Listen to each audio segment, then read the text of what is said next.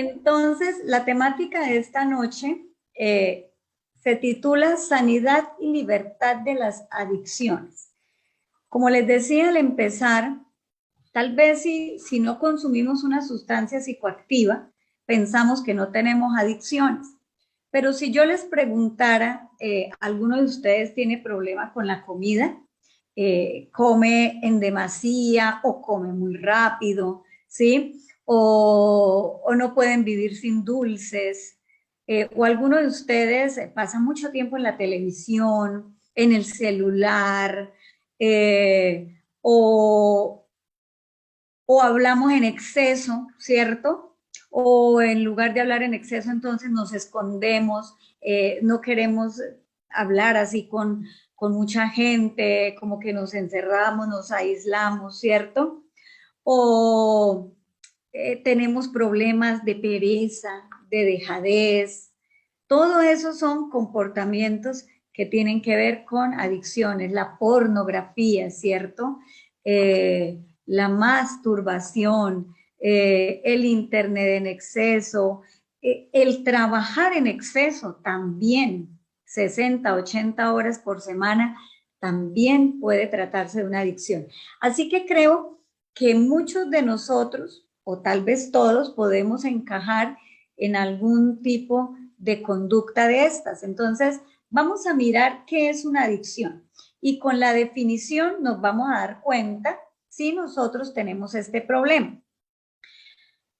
Y la manera más fácil de definir la adicción, no lo voy a hacer en este momento desde la psicología, aunque desde la psicología pues se habla de que las adicciones son formas de adormecer el dolor o son comportamientos que se asumen con la intención de pensar que estamos castigando al otro. Lo vamos a hacer desde el punto de vista bíblico. La Biblia en Jeremías 2:13 dice, porque dos males ha hecho mi pueblo. ¿Cuántos? Dos. Me dejaron a mí, el primero, ¿no? Me dejaron a mí fuente de agua viva y cavaron para sí cisternas, cisternas rotas que no retienen agua. Entonces, en este texto nosotros podemos ver fácilmente lo que es una adicción, ¿sí? Y nos está hablando de esas cisternas rotas. Una cisterna rota es la que me hace bien, me hace sentir bien por un poco de tiempo, pero después me hace sentir peor. Entonces, es todo aquello que yo hago cuando me estoy sintiendo mal para sentirme bien. Entonces, por ejemplo, estoy muy triste por alguna situación que tengo en casa, con el esposo, con un hijo, y me estoy sintiendo mal, me estoy sintiendo triste o enojada, ¿cierto? Y entonces busco hacer algo que me haga sentir bien por un poco de tiempo. Cualquier cosa, piensen ustedes, ¿qué hacen ustedes cuando están muy tristes, cuando están enojados, cuando tienen miedo de pronto? Entonces, ¿qué buscamos nosotros hacer para sentirnos bien cuando no nos estamos sintiendo bien? Entonces, lo hago para sentirme bien, pero después, ¿cómo me siento? Peor. El que consume cualquier sustancia, el que busca pornografía, el que mira pornografía, ¿cierto? Cuando comemos en exceso. Entonces, resulta que justamente es un engaño que nosotros estamos utilizando para adormecer el dolor. Necesito dormir ese dolor que estoy sintiendo. ¿Y cómo lo hago? Fácilmente, pues a través de una adicción. O es todo aquello que hago en mi propia fuerza, alejándome de Dios o alejada de Dios para adormecer mi dolor. Entonces aquí vemos nosotros realmente lo que es la definición de adicción desde el punto de vista de la Biblia, pero también de la psicología, es adormecer un dolor. Hago algo para sentirme bien por un poco de tiempo porque no me estoy sintiendo bien, pero después de hacerlo me siento peor. Y son cosas que yo misma estoy haciendo con mi propia fuerza, con mis propias energías, con mis propios intereses para poder adormecer el dolor. Y la pregunta es la siguiente, ¿ustedes creen que lo bueno esclaviza? O sea, algo que es bueno nos puede esclavizar. La respuesta es no. Lo que es bueno no me esclaviza, ¿sí? Así, digamos, ustedes dirán, bueno, pero el deporte, hay gente que es excesiva con el deporte. Bueno, el deporte es bueno, pero sabemos que todo tiene, digamos, unos parámetros, unos rangos, ¿cierto? Entonces, si no hago ejercicio, no está bien, pero si quiero pasarme haciendo ejercicio todo el día, pues tampoco. Pero realmente si es bueno y yo lo sé utilizar de la mejor manera, lo bueno no me esclaviza. ¿Qué es lo que sí me va a esclavizar? Lo que yo no necesito, porque lo que yo no necesito nunca me va a saciar, mientras que lo que yo necesito, cuando lo tengo, me sacia.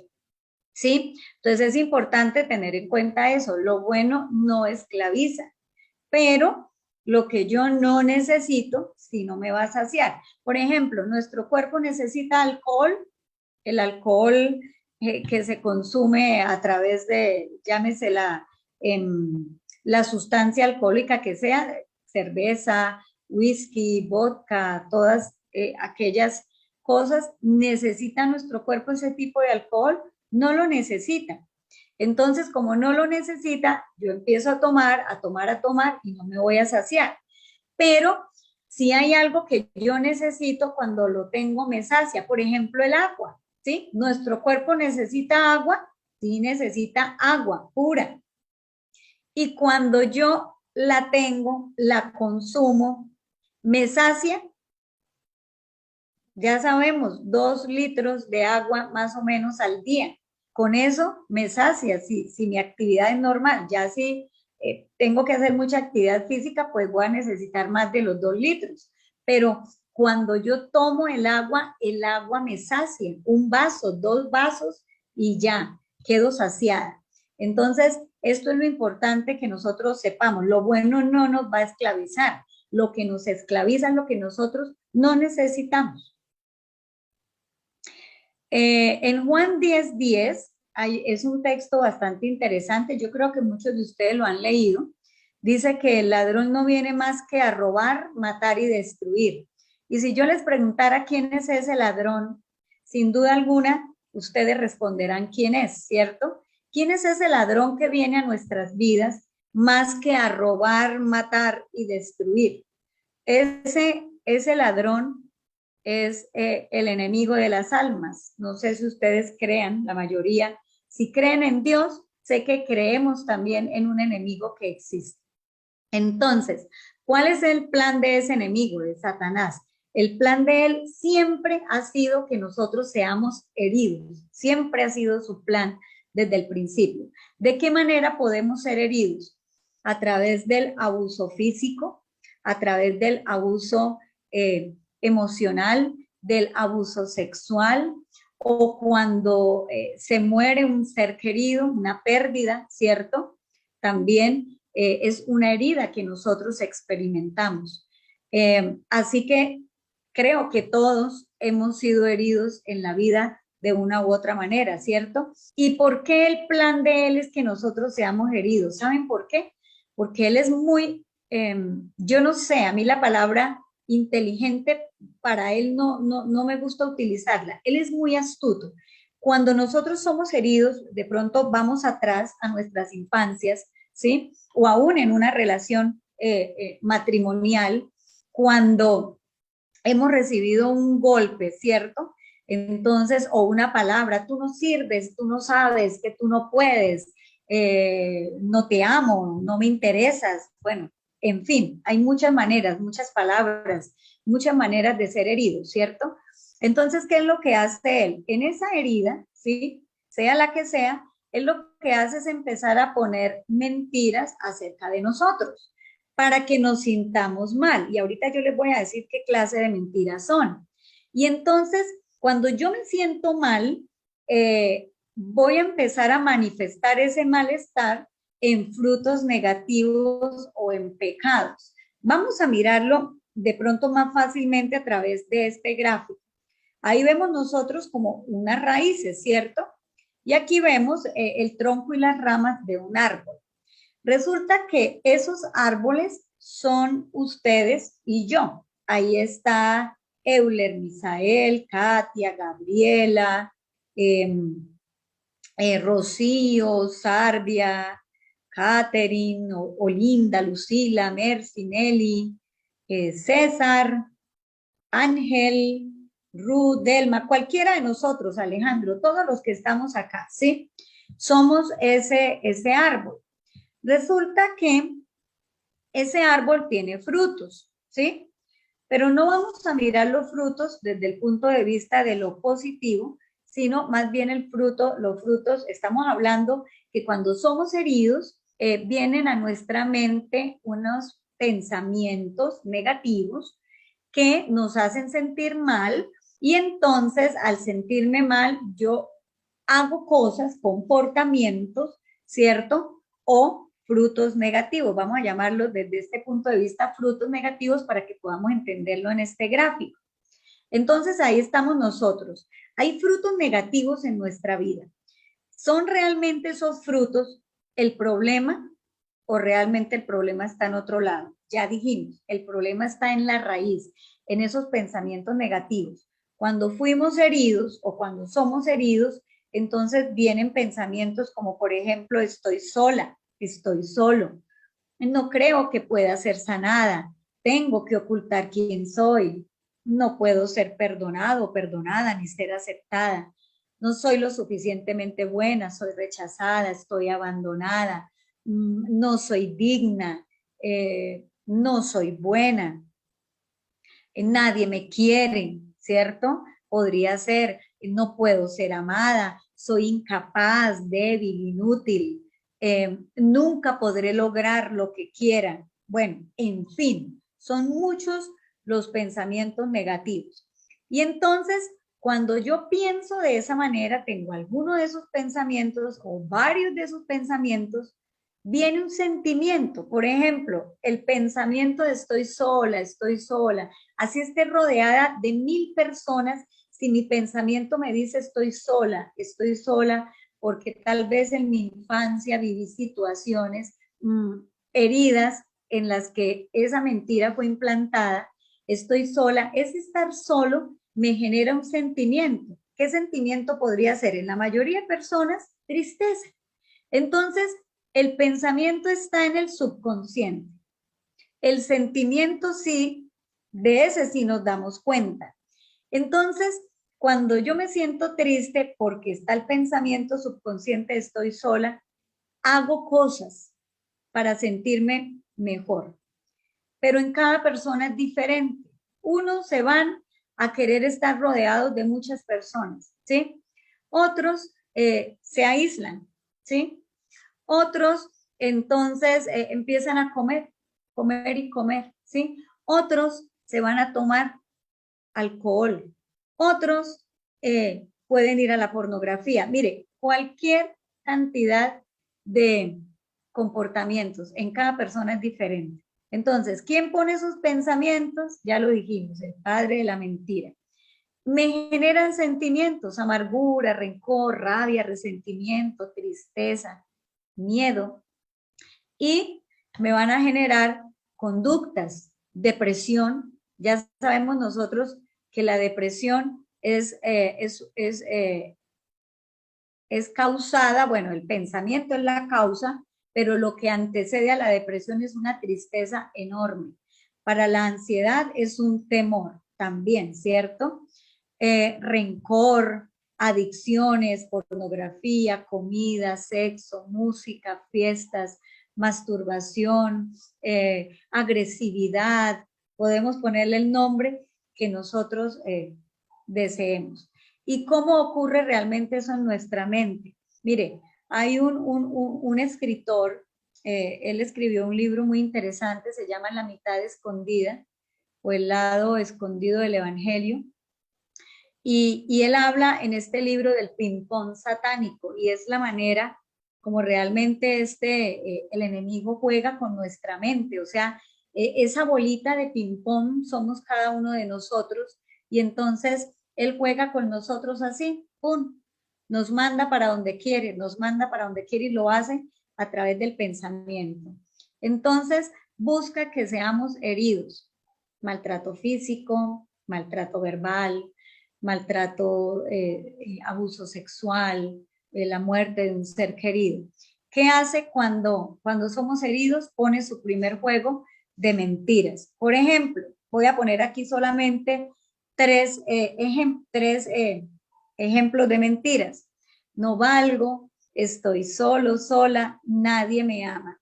Ya dijimos que cuando viene el pensamiento, luego se genera un sentimiento, ¿cierto? Entonces, ¿qué sentimientos podrían venir ahí? Vacío, tristeza, ansiedad. Pero ahí no queda todo. Entonces, va con su segundo juego de mentiras. Por ejemplo, evade tu dolor, adormece tu dolor, protege tu dolor. ¿De qué manera si yo pienso que no valgo, que estoy sola, que nadie realmente me ama, ¿sí? Y me siento triste o me siento ansiosa o hay un vacío en mí y luego viene el pensamiento, evade tu dolor, adormece tu dolor, protege tu dolor. ¿De qué manera podemos hacerlo? En este caso, estamos hablando de adicciones, pero realmente puede ser cualquier comportamiento que nosotros creamos. Entonces, un comportamiento que me genere placer, ¿como cuál? Cualquier adicción. Ejemplo, el sexo, una aventura amorosa, por ejemplo, una infidelidad, la televisión, la música, el celular con sus cantidades de redes sociales, ¿cierto? La comida, los deportes, tatuajes, mascotas, las mascotas también.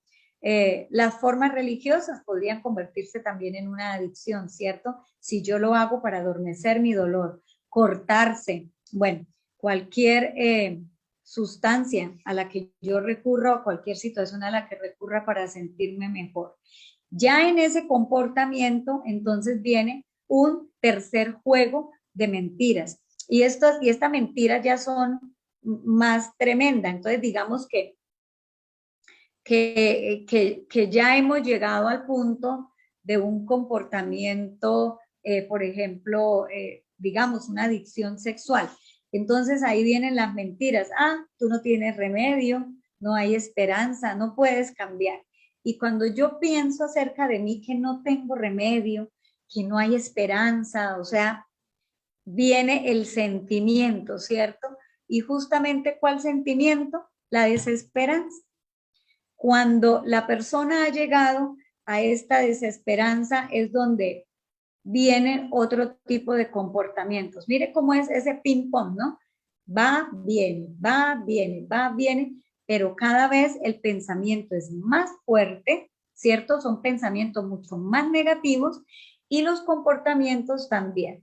Entonces, no tengo remedio, no hay esperanza para mí, yo definitivamente no puedo cambiar, tengo desesperanza y me puedo mantener en cualquier comportamiento, una adicción de muchos años, ¿cierto? Pero también puedo ir, por ejemplo, ahí es donde muchas personas llegan al suicidio, otros llegan a ejercer violencia contra su pareja, contra algún miembro de su familia o a cualquier trastorno mental, especialmente ahorita estamos viendo mucho lo que tiene que ver con depresión y ansiedad. Así que esta es la manera como juega el enemigo con nuestra mente. Y mire que desde la psicología se maneja el pensamiento, desde la psicología cognitiva, pero realmente desde el punto de vista bíblico, por eso a mí me gusta combinar la psicología científica con la bíblica, porque la bíblica nos da luz de dónde proviene este tipo de pensamiento, porque todos recibimos heridas a lo largo de nuestra vida, pero sabemos que el problema justamente no está en esa herida, sino en lo que yo tengo en mi mente como resultado de esa herida. Entonces, mire la estrategia de él. Él pone mentiras antes de que nosotros pequemos y después de pecar. O sea, con sus mentiras nos lleva a comportamientos y después del comportamiento otro tipo de mentiras, ¿cierto? Pero Eso lo hace el enemigo, pero Dios nos quiere llevar antes del pecado a que veamos la pecaminosidad, ¿sí? Y después del pecado a que podamos ver la esperanza, porque el Señor siempre, siempre nos da esperanza. Eso es lo que Dios realmente hace. Entonces, ¿cómo Jesús nos da esperanza a ese ping-pong satánico, cierto? ¿Cómo el diablo juega con nuestra mente, pero cómo Jesús, cuando Él nos dice, tú no tienes esperanza, o sea, estoy desesperanzado, desesperanzada. Entonces Jesús dice, no, mira, hay remedio. Y ese remedio lo encontramos nosotros justamente en la palabra de Dios.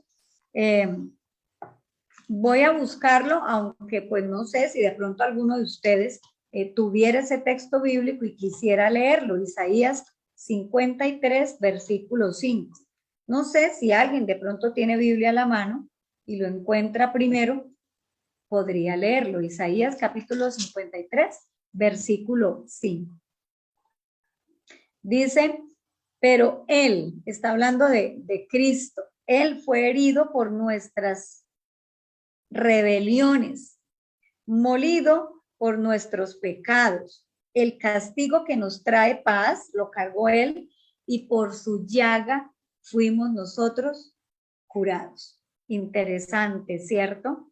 Interesante saber que la esperanza al ping-pong satánico justamente nos lo da Jesucristo, ¿cierto? Con su vida. Él fue herido por nosotros, por su llaga somos nosotros curados. Y en Primera de Pedro, capítulo 2, 24, también es un texto muy interesante que nos dice, lo voy a leer acá, dice, Él mismo llevó nuestros pecados en su cuerpo sobre el madero, para que nosotros podamos morir a los pecados y vivir a la justicia, porque por sus heridas fuimos sanados. Entonces, la esperanza a ese ping-pong satánico, a esas mentiras, es la vida de Cristo, justamente todo lo que Él hizo por nosotros. Y esta imagen me gusta mucho, porque aquí hay un intercambio de vida. Entonces Jesús, cuando viene a la tierra, toma mi vida, entonces toma el castigo que me correspondía a mí, la maldición por mi pecado, ¿cierto? Toma mi pecado, toma mis heridas, lo que otros me hicieron.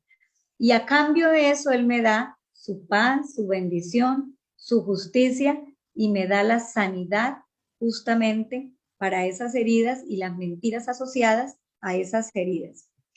¿Cómo una persona con adicción puede conectarse con Jesús? O sea, están las mentiras. Puede, a pesar de hacer ese intercambio de vida con Jesús, realmente puede haber una conexión con Jesús. ¿Será que Jesús también fue tentado a algún tipo de adicción? Y ustedes dirán, no creo. Bueno, resulta que el Salmo 69, verso 21, 20 y 21, nos dice que le pusieron hiel por comida, ¿cierto? Cuando él estaba acongojado, cuando estaba quebrantado su corazón, cuando esperó que alguien se compadeciera de él, pero pues nadie lo hizo, ¿cierto? Entonces, en su momento débil, cuando él había perdido mucha agua y sangre, ¿cierto? Dice, pidió de tomar y en mi sed me dieron a beber vinagre. Eso está en el Antiguo Testamento, pero lo vemos en Marcos, capítulo 15, verso 36 y 23. Dice que cuando él dice que tiene sed, corrió uno y empapando una esponja en vinagre y poniéndola en una caña le dio a beber diciendo, dejad, veamos si viene Elías a bajarle. Y le dieron a beber vino mezclado con mirra, mas él no lo tomó. ¿Qué era ese vino mezclado con mirra? Mire, aquí una escritora cristiana habla acerca de esto que le dieron a él a beber. Y era permitido que a los que sufrían la muerte de la cruz, pues se les diera una poción estupefaciente que amortiguase la sensación del dolor, es decir, que adormeciese el dolor, ¿cierto? Y esa poción fue ofrecida a Jesús, pero él al probarla la rehusó. ¿Por qué? porque él no quería recibir algo que turbase su inteligencia, porque su fe debía aferrarse a Dios. Dios era su única fuerza y enturbiar sus sentidos con alguna sustancia sería dar una ventaja justamente al enemigo. Y aquí es donde nosotros podemos realmente ver qué es lo que tenemos que hacer frente a una adicción.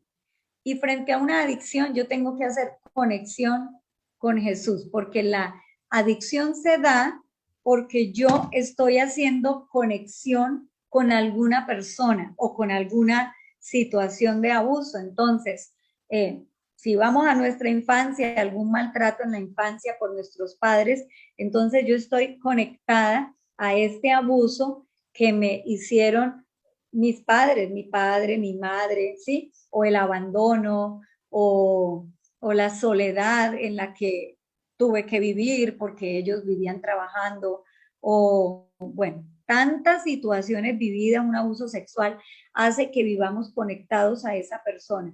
Y mientras estemos conectados a esa persona, vamos a estar manteniendo este tipo de pensamientos, ¿sí? Negativos que me van a llevar a comportamientos negativos que me mantienen ahí esclavizada, esclavizada, esclavizada, buscando sentirme bien con algo por un tiempo para después sentirme mejor. Entonces, ¿cómo es que esto se va a vencer? Solamente cuando yo logro desligarme de esa persona o de esa situación de abuso para conectarme con Cristo. ¿Cuándo? Cuando Él fue tentado a amortiguar su dolor, a adormecer también su dolor con una sustancia estupefaciente, ¿sí? Pero pues Él la rechazó, entonces quiere decir que si Él la rechazó, Él murió por mí y me da ahora a mí el poder para que yo también pueda rechazar cualquier adicción, pero pues la clave es aferrarnos justamente a Dios, que Él también sea nuestra única fuerza, así como lo fue para Jesús la conexión con su Padre celestial. Pero, ¿por qué experimentamos nosotros culpa y vergüenza si realmente estamos hablando eh, que se puede vencer, ¿cierto? O sea, ¿por qué experimentamos la culpa y la vergüenza? Y resulta que aquí hay algo sencillo. Nos la pasamos nosotros mirándonos a nosotros en nuestro pecado. Cada vez que caemos tomando alcohol, cada vez que miramos pornografía, cada vez que recurrimos a alguna de estas adicciones para adormecer nuestro dolor, no nos sentimos bien. Y entonces empezamos y decimos otra vez, otra vez. Y aquí es donde yo quiero contarles de pronto una situación, y yo soy hija de un padre alcohólico, ¿sí? Yo recuerdo a mi padre en mi infancia y casi siempre lo veía tomado. Mi padre es alcohólico. Alguna vez hablando, preguntándole sobre su infancia, me contaba situaciones que él había vivido, eh, de rechazo, de desprecio, de soledad, ¿sí? Entonces, ese dolor que él tiene ahí, él lo ha amortiguado justamente con el alcohol. Y pues mi papá toca guitarra, cantaba muy bien, pues ya es una persona de 76 años, 77 años, pero pues ya se imaginarán ustedes, cuando pues era más joven tocaba guitarra y cantaba, que pues tenía una voz muy bonita aún, pero pues en su juventud mucho más. Era muy apetecido por sus amigos en todas las fiestas y todo eso. Así que yo recuerdo que mi papá pues sabía que le generaba sufrimiento a mi mamá, pues siempre tener pues era una vergüenza de una u otra manera en la fiesta, ¿cierto? Verlo siempre pues borracho. Y aparte de eso, él sabía que no cumplía con su rol de papá como debía hacerlo, porque para él siempre fue mucho más importante sus amigos, fueron más importantes ellos que nosotros. Entonces, yo recuerdo mucho que cada diciembre el 31 de diciembre mi papá decía, esta es la última vez que voy a tomar en mi vida, ¿sí? A partir del próximo año no vuelvo a beber. Eso lo decía todos los años. Y obviamente empezaba el 1 de enero tomado, que el paseo que se hacía aquí en Colombia se acostumbra el 1 de enero a ir, bueno, la gente que puede hacerlo, ¿no? A ir a piscinas o a ir a una quebrada, a un río, a hacer un paseo de olla, le llamamos acá. Y pues así que el 1 de enero él seguía tomando en su paseo de olla, el 2 de enero también, y ya después se sentía mal, entonces decía, no, pero yo había prometido que este año no voy a beber y no voy a volver a beber. Y cuando tomaba, pues generalmente lo hacía los jueves y los domingos, entonces siempre llegaba como arrepentido. Mi papá no fue maltratante, no fue un alcohólico maltratante, pero, pero sí llegaba y entonces le daba vergüenza con mi mamá y con nosotros. Entonces, ¿qué hacía él? Se levantaba muy temprano, 4 de la mañana, y rápido se iba de la casa para que nosotros pues no lo viéramos así al otro día, porque él, ¿qué sentía? Sentía vergüenza. Entonces, ¿qué sucede cuando nosotros sentimos vergüenza? ¿Por qué la culpa y la vergüenza? Porque nos vemos a nosotros mismos en mi pecado, así como mi papá, o sea, otra vez tomé, yo había prometido que no iba a volver a beber, y aún con 77 años, aún mi padre bebe, ya no tanto, obviamente, como antes, pero pues cuando él se toma un trago, él no puede quedar en uno solo, tiene que tomar dos, tres, hasta que se siente ya eh, entonado, le llamamos acá, o con los efectos del alcohol. Entonces nos vemos a nosotros en nuestro pecado. El que fuma dice, pero ¿por qué otra vez? Y yo sé que le estoy haciendo daño a mi pulmón. O cuando pasamos tanto tiempo en el celular, sabemos que estamos descuidando a la pareja, o si hay niños, se están descuidando los niños y venga, yo estoy perdiendo mucho tiempo en este aparato, pero no puedo dejar de hacerlo.